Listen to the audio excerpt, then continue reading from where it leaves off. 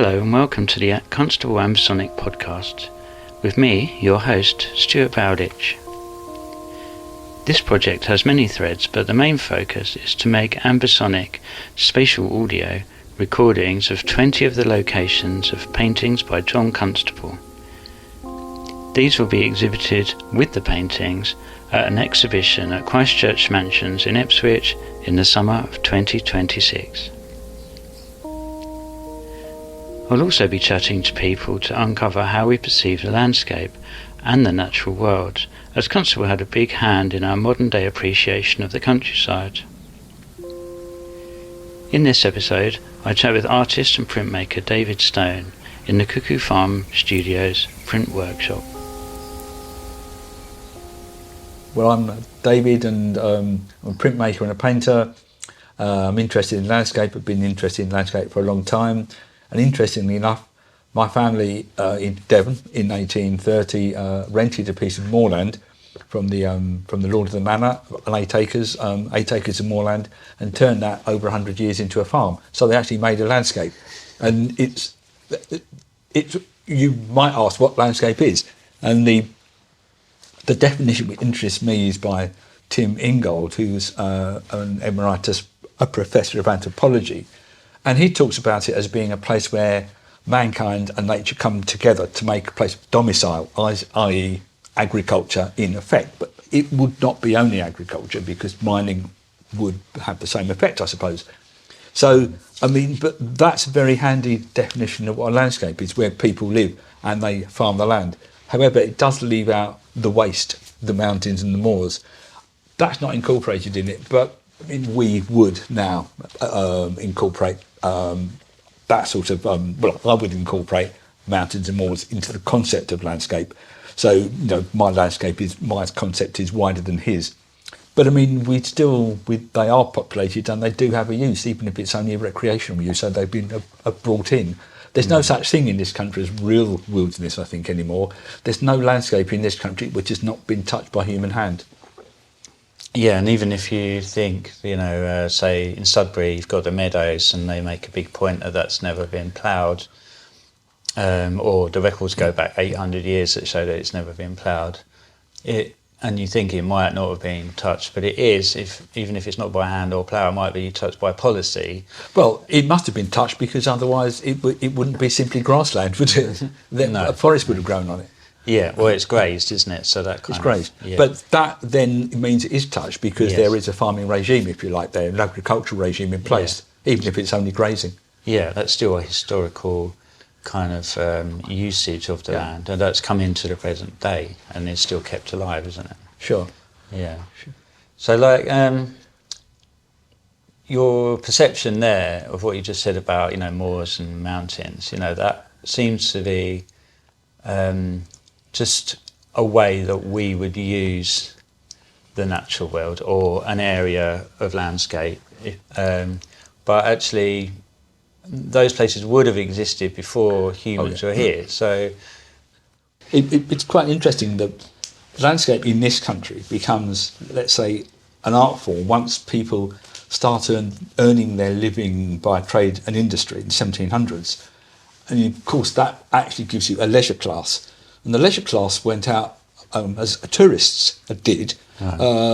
The White Valley was a particular spot. There was a guy called Gilpin who was offered to show them how to paint, because they didn't have cameras, so they took little pads, they did their own postcards on the spot with watercolour and pencil. Right. And so that's in a sense the start of the English landscape tradition. But what also happened is before this, mountains were regarded as ugly and depressing, because they had no value. But at the start of the 1700s, people were not interested in them. But then Romanticism comes in, so at the end of the 1700s, artists are crawling all over them to paint them. All right, so our view of the landscape changed. Well, a view of the landscape changed by Romanticism. My understanding of Romanticism in art terms is that the artist wandered through nature with his or her pack of paint on their back until nature revealed itself in the sense of a view, sunset or something, and they quickly whip a painting off. which you would then, of course, turn into something larger in the studio. Right. And also there's the process of a deification of nature, I think, was going on. Now, I mean, Wordsworth was in the 1800s, wasn't he? He wasn't in the 1700s. I mean, I'm not very good with the dates, but people's whole view of nature was changing during that period. But it sort of changes in relationship to the Industrial Revolution and the Agricultural Revolution in the South. The Industrial Revolution, because people were no longer having to make a living off the land solely. So they had room to look about them and think, oh, isn't nature wonderful? Yeah, because you imagine working the land, it would have been pretty torrid and horrific, like a lot of hard work, not very good working conditions, and well, I know, I mean, my family history, I mean, but in the 1800s, back the 1880s, one of these, a 10-year-old boy was indentured as a servant at another farm. In effect, he became a slave. And my grandfather ran away from home at the age of 11 because of the poverty and went to work in the South Wales mines. Didn't like that and joined the army as a boy soldier. So it was never easy. No. So the view of the landscape or the natural world, was very different until this time that it changed. Well, until the 1700s, and then, of course, you find that a lot of landscape painting is about landowners wanting their land laid out in front of them, so they can show people what they've got, how prosperous they are, and so you get Gainsboroughs and a Constable, etc., coming into it. I mean, Constable did a very good painting of two farm workers, agricultural labourers, unloading a dung cart. But that was actually cutting-edge technology in Suffolk, which was renowned for its cutting-edge agricultural technology. It would never have been seen in London. It would never have been shown in London because landscape in London was not an interesting... It was a low-grade type of art, and it was always in blue and brown. So the idea of someone painting green was out of it. Right. So that's where he comes into it, because he paints what he sees, and that particular painting is interesting. It was done for a farmer, and it shows a view across the Stour Valley without a hedge in it, because all the hedges had been grubbed out during the Napoleonic Wars because the price of wheat went up and they wanted to make as much money as they possibly could. So people have always used the landscape, well, to make money from, or to grow food from. I mean, in my youth, there was a big uproar about farmers removing hedges because they started to use these huge pieces of agricultural machinery, and it was thought to be terrible. But people did it in the 1700s as well. Yeah, things are always moving on, aren't they? Whether it be ideas or technology or farming practices or one of your things was chocolate box. Chocolate, and that's quite an interesting thing. There was a whole movement in Victorian times, especially around cottages. Helen Allingham was, although she came from the north, she actually worked in the south, and she did these beautiful watercolours, essentially, I think, of cottages, mainly sort of 17th century, maybe 16th century buildings, half-timber buildings, lovely gardens, and they were very popular. And at that time, the academics were pushing the idea of pictures of the countryside so that the people in the colonies could take them out with them. So they were in effect people were selling the idea of what England was, and of course it was southern England that they were selling. They weren't pictures of the north.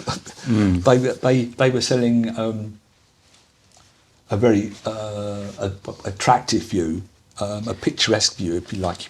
So it's like an advertisement, really. Well, it was, but it was to allow people out in India, etc., and Burma or somewhere, to have an idea what they were doing all this for. So that I think must have affected our view of what was good. You know, the landscape of the south, the prettiness, the half-timbered, etc., had a cultural value because the landscape of the north was never shown. But it was also travelling around the Commonwealth then? This stuff was being... But there was a very conscious movement within universities, etc., to sell a distinct image of what the country was about, but they chose a Southern English one. Yeah, well, I just remember what it was. Going back to, you said about how people wanted to present their land or garden. So you had Capability Brown, who kind of came in and tried to blur the edges of that, didn't he? He kind of like brought the landscape into the garden, or they tried to remove the edges so they looked like one. Yes. So I suppose then, the idea of one's, garden or domain kind of spilled out over into the natural world. So. Well, they invented the ha-ha, didn't they? Didn't know you couldn't see the fences keeping the cattle out. They weren't allowed into the rose garden by the ditch. Ditch. Yeah. So it's a way of kind of controlling, but also hiding. It's like a mechanism, isn't it? But interestingly enough, in Several's mental hospital, which of course is a few hundred yards down there, they used the concept of the ha-ha to keep the patients in, without. So they weren't necessarily allowed to stroll all around the grounds. Probably some of them were, but some of them weren't. So people were being controlled by a similar mechanism. So it's quite an effective one then. Evidently. That's really interesting. So, like as I work on this project, Constable has a lot of fans, and he does, and he sort of captured a time and a place, and in a way that people obviously still resonate with. But that's only one side of the story, isn't it? And yeah, it is. I can only work from like the perspective of now, today, because I'm capturing sound, and there isn't any historically recorded sound from that time. So one can only imagine what that landscape would have sounded like. But there are still trees that people know of that were in paintings that are still there now. So some of the sounds will still be there. And obviously in Flatford and Dedham, a lot of protection has been afforded by the relation to Constable there. And in that, with building plan regulations and so forth. So, I mean, that is quite a privileged position that they're in now, and that has come about through him. So his work still, obviously has some kind of... Well, it has a resonance. I mean, and he's this very big English landscape painter. It's interesting because the Sturt Valley, it became populated by media people, I think in the 1600s, up from London. They sort of found it, and they decided that they wanted to keep it like it was. The Sturt Valley Preservation Society. So, I mean, this is quite interesting because they, so you had these, let's say, metropolitan elites coming up and trying to say what in the image that they wanted to see it. So you weren't allowed to change your front door anymore because they really wanted to see a nice oak front door, not a plastic job. So there's another layer of intervention. But whether those people, they probably did see Constables at, say, National Gallery, in the books, etc. So they come up with an idea and then try to make the place what they think it should look like in their minds. So, I mean, obviously Constables had this huge cultural effect, hasn't he? But it does tend to be very much, well, of course, East Anglia here. I mean, what about the rest of the country? And it's sort of overpowering. And his painting is fantastic. I mean, there's two small paintings in Christchurch Mansions of their garden of his father's house. I mean, the way he put the paint on is astronomically fantastic. It just had a wonderful touch. But there was a whole movement amongst sort of left-wing academics to criticise people like him because they weren't fair on the peasantry. So the peasantry is just in the background. I mean, in the painting, little people in the background are the staffage. They call them staffage. So the people who actually made the land and worked it were reduced to staffage, which is quite interesting. Though, yeah, there you go.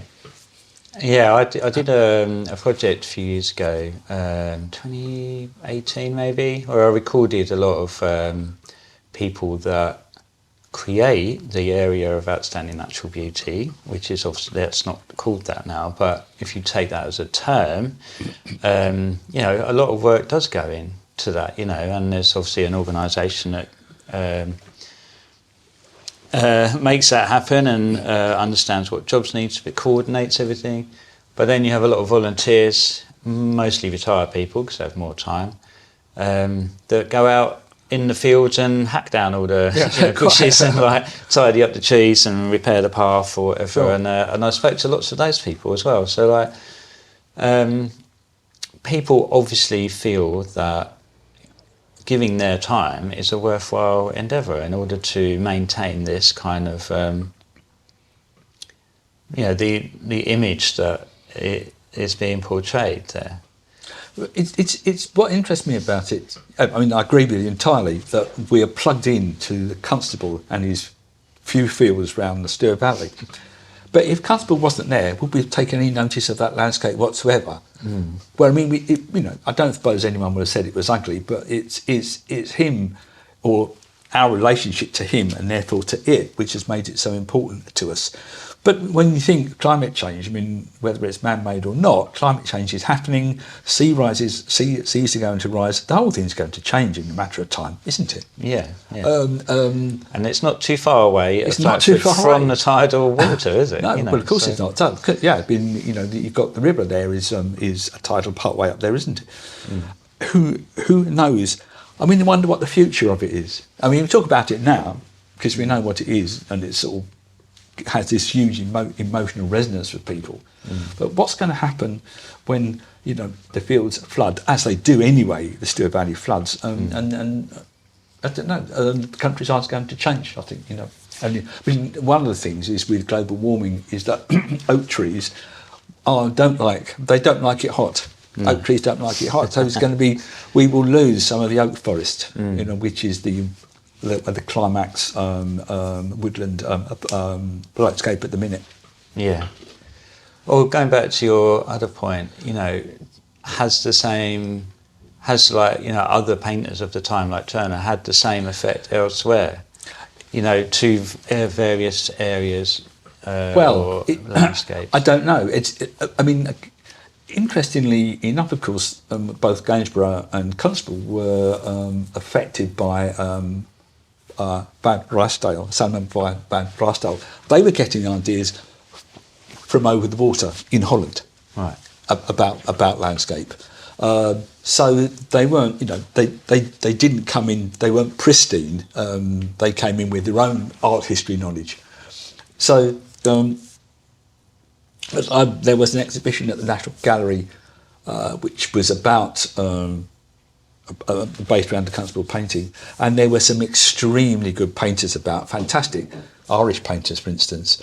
Now, whether or not there are other areas of the country covered at that time, I mean, I don't know. What comes to mind is Kiffin Williams, who did Welsh Mountains, of course, but he's current. I think he's still current, but within my lifetime. And there'll be Scottish painters, which we're not really aware of, the Glasgow boys or the Scottish colourists. There's that great painting of the Kale Yard. The Kale Yard was the cabbage patch, in effect, the Kale Yard. Right. So, yes, I mean, there probably are. Yeah, it's only one perspective, isn't it? It's only one perspective. Over 200 years, it's gained quite, you know, a lot of weight. Well, it has. I mean, what instantly comes to mind, I've forgotten, is L.S. Lowry. Now, there's a landscape, albeit a metropolitan one. Yeah, but from the north From the north. And it's not pretty, is it? No, but it's kind of, people resonate with that as well, though, don't absolutely. they? Of course they do.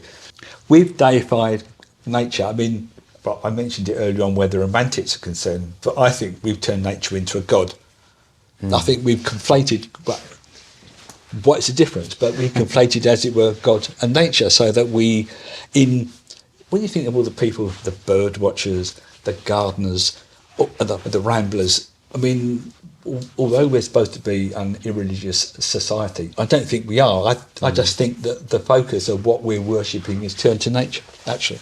Well, science and religion are very much almost the same thing, actually, like if you go back far enough, weren't they? So, like our starting to try and understand scientific things came out of a religious perspective. But obviously now we've got, you know, a very different and more developed kind of understanding of both of those things. So, yeah, I hadn't thought about that connection actually, but yeah.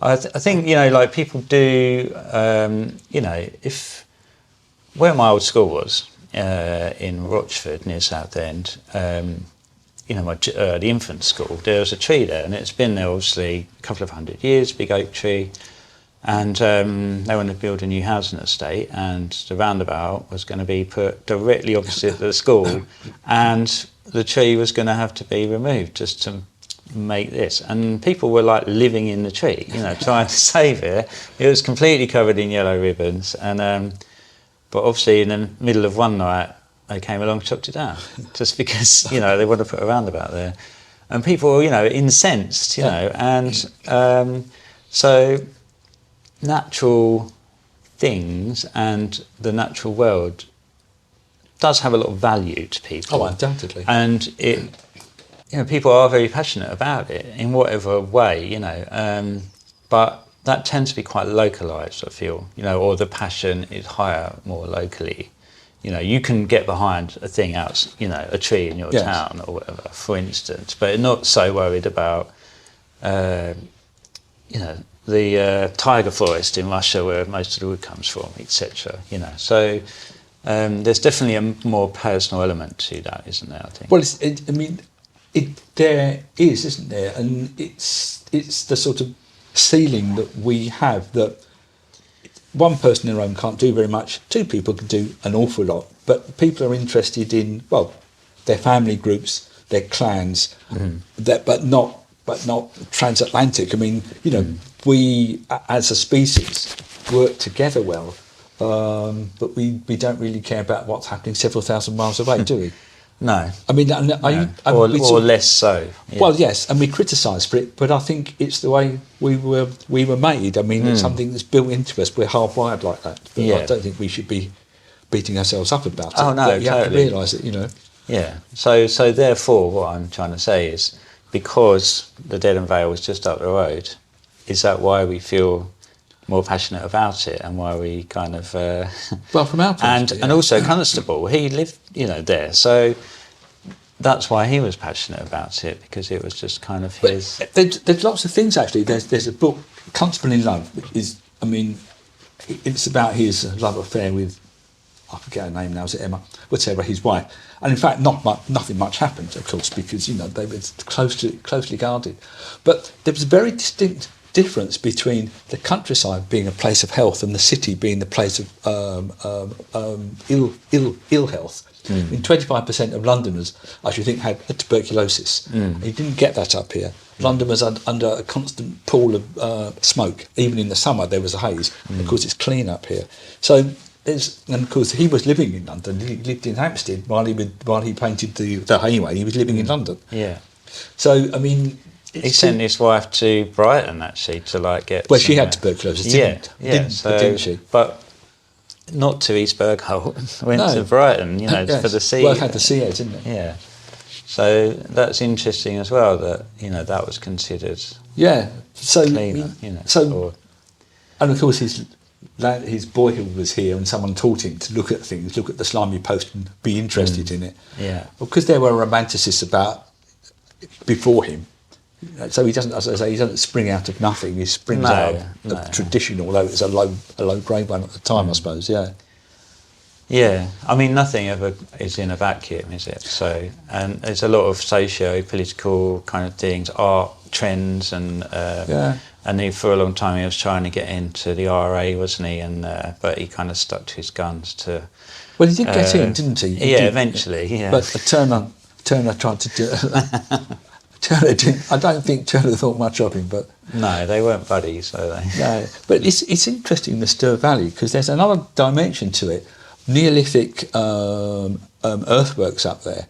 Then there's the remains of a cursus. I mean, there was a cursus down by Stonehenge, and there's remains of a cursus in the Stour Valley. Oh, right. So the Neolithic people were the first farmers, and in fact, interesting, they spread across to the west, didn't do very well, and retrenched back in the east where the better soils were. This is my understanding. Right. So we have this landscape which we think simply relates to him. Well, I mean, they would have come along and cut the trees down. They were the first people who cleared it. The axe was there with the symbol of their civilization, if you like. And in fact, some polished stone Neolithic axes were found a couple of 100 yards away from here. Oh, wow. Yeah, and the polished stone axes came from the Pennines. It was thought that there was for the Neolithic people, there's a relationship between spirituality and mountaintops, and the fact that they were polished means that they're very important, and they were buried over there. I think they probably found them when they were making the A12. So and that it could be interpreted as either they're saying thank you for a good harvest, or they're saying them we would like a good harvest, please. So they bury their most precious things.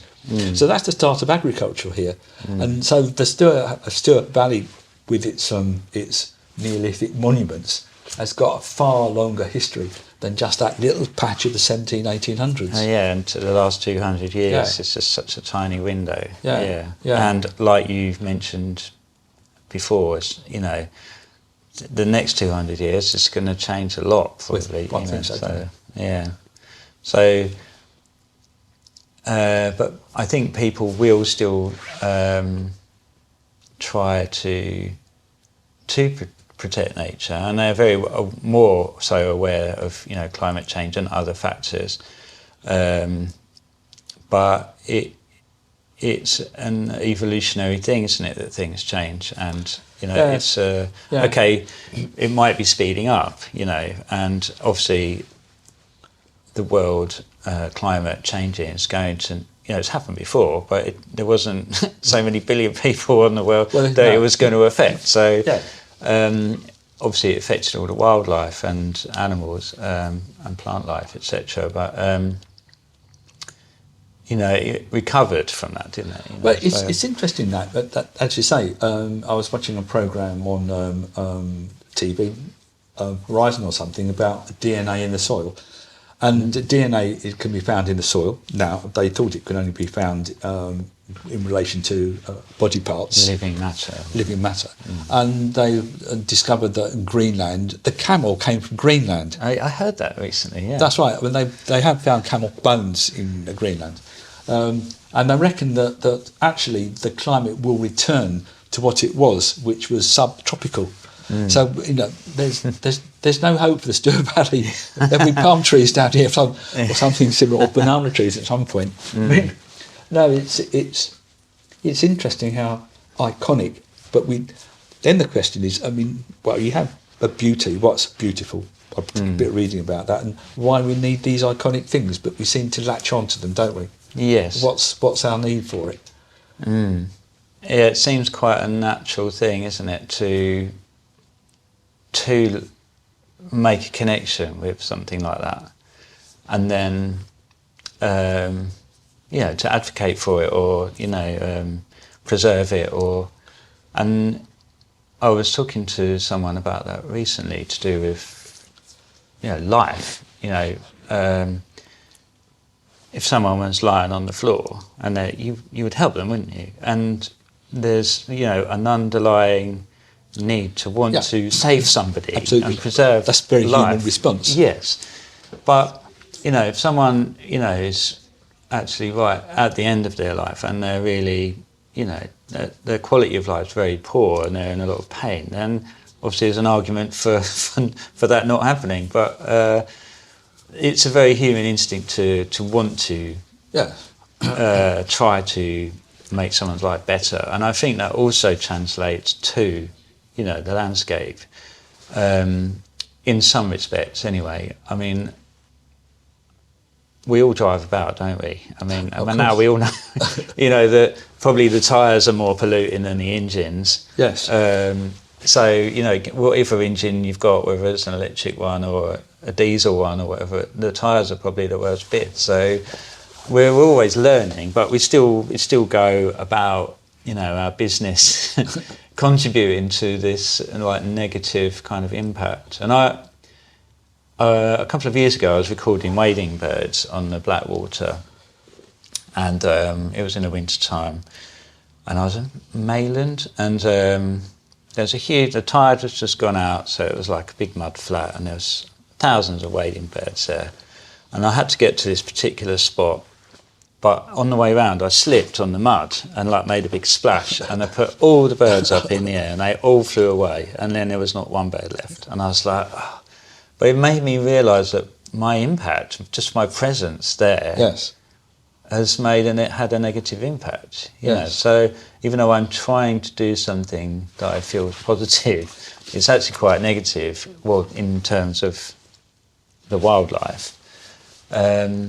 So how do you evaluate that, and where do you put yourself in this equation? It's the strangest thing that our view of nature has gone from one that nature was a robust provider of everything that we needed. God put it there so we can wood to burn and to build our houses, animals for us to eat, etc. But now we don't see it like that, and possibly because of environmentalism, nature is now regarded as sort of almost on life support, isn't it? Which it's not, but we regard it as under threat from our rapaciousness. I think we're putting it under a lot of pressure because we're asking a lot of it. And those resources, we're eating them up, quicker and quicker all the time, aren't we? So, but once they're gone, of course. Yes. I mean, what we don't know really, do we? The end, or there won't be an end. But I think even if we push it so far that human life becomes unsustainable, or at least the quantity of people, it will recover in some way. I think. Well, I have read that if you stopped all the production of CO2 now, it would take a couple of 100 years for the landscape to for the climate to calm down. This is the scientific view. I mean, there are people who don't believe the scientific view because the scientific view is based on concepts. It can't be measured down to the last degree. But I mean, I would go with the scientific view. Man it's is a prediction, isn't it, based on the evidence that we have at the moment. Yes, but I mean, but a couple of 100 years, of course, in terms of the Earth, isn't very much, is it? I mean, no. But it would calm down. But numerologists are talking about the fact that they reckon by the end of the century, population of the Earth may well have fallen by a half, and that is because women are getting better educated. They're not simply machines for producing children. So the population of the Earth will fall, it would appear, which would be a good thing because the resources may not be around to keep everybody going. Yeah, and actually there's a case study already in Japan because there's more people dying than there is being born. So their population's in decline, and they're actually thinking about going to a 4-day week, so people will have more leisure time and more baby making time. But people aren't getting married, they're staying single, everything's commodity. So if you want to just go out and have a few drinks and chat, you can just pay to do that. You don't need to have a social circle. Yes. So there are problems, obviously, with that, in terms of community and social connections. But and also, the population is going to become so old that there'll be so many people and no one to look after them. So they're going to have to relax their immigration and make it. That's right. And I mean, it'll be Africa that'll be supplying people. Yeah. I mean, there's lots of people in Africa. Yeah. I mean, I've read this, and there simply aren't enough young people to support this sort of huge mass of older people like myself. So there you go. I'll have to start growing vegetables or something. Just going back then to this definition of beautiful, because when I was doing those interviews with the AOMB, the people that actually work for the AOMB and the volunteers, no one could actually quite pin that down. No. And it is a difficult thing, you know. But there's people who've got ideas about it, because it's something which has nagged me and niggled away for years. Why is nature beautiful? It is beautiful. I think it's beautiful, but I don't know why. But there is a possibility, with the one I quite like, is it's down to fractals. And a fractal is a complex geometric shape. I think the leaf of a fern would be something like a fractal, and the fractals appear in nature an awful lot, and because Homo sapiens were hunter-gatherers for something 30 to 40,000 years, I mean agriculture, 5,000-6,000 years ago, that sort of thing. So it could be because we were so used to wandering through woods and trees that fractals give us comfort, because it's the world in which we belong for an awful long time, being in nature. You know, I mean, forest bathing and this sort of thing. Forest bathing is supposed to be good for you, and what you are doing, you're getting the smells of nature. You're seeing leaves, dappled light, and all these sort of things, which of course is what people would have seen during our period as hunter-gatherers, the Mesolithic period.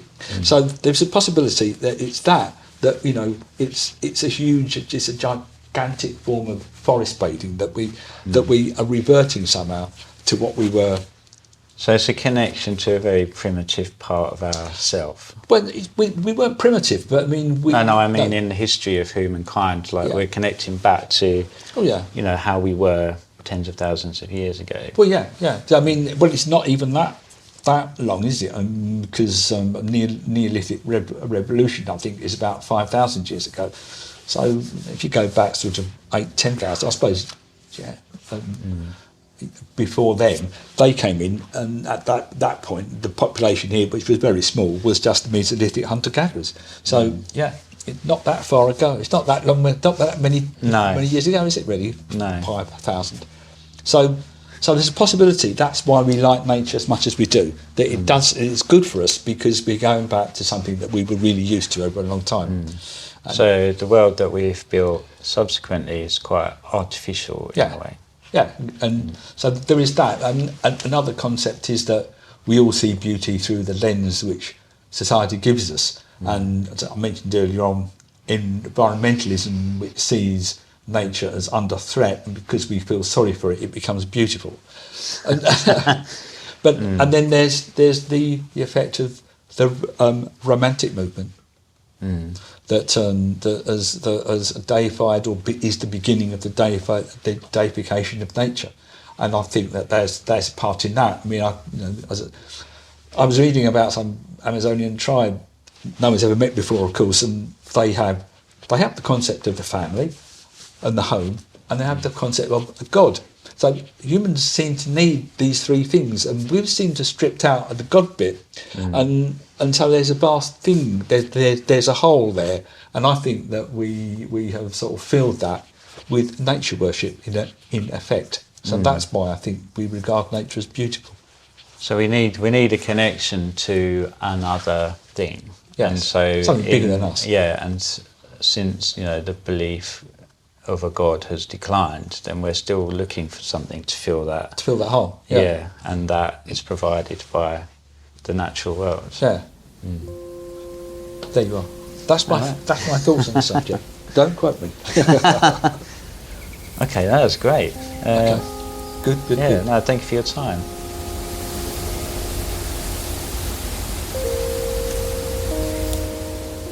Thank you so much for listening.